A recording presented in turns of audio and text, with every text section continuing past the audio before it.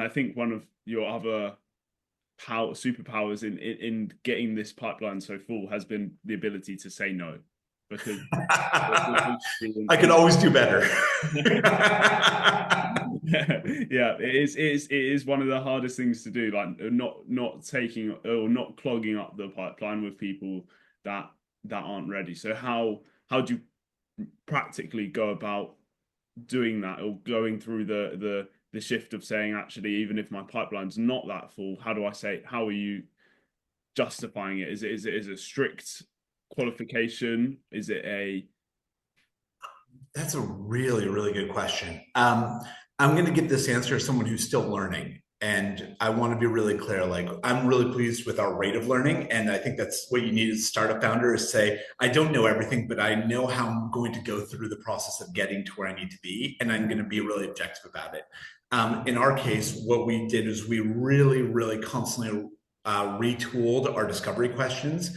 We cut back the amount of content we send people as part of both a pre-call and after the call. We've zeroed in on who some of the different stakeholders are in the ultimate decision process and moved some of those conversations out of a first call or a second call. For example, there's a big West African bank operating in about 14 countries in Africa, and they brought about 17 people onto a discovery call.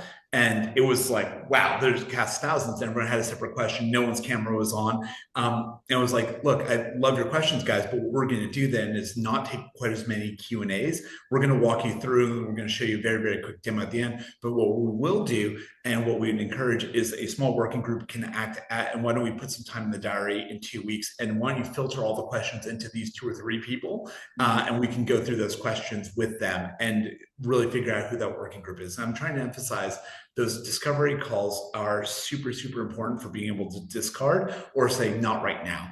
And I think that from our side, it's been an iterative process. It doesn't come automatically. And I think if you have a good commercial instinct, what you can really hear is, I know that I can help this person. And then that's where you can double down.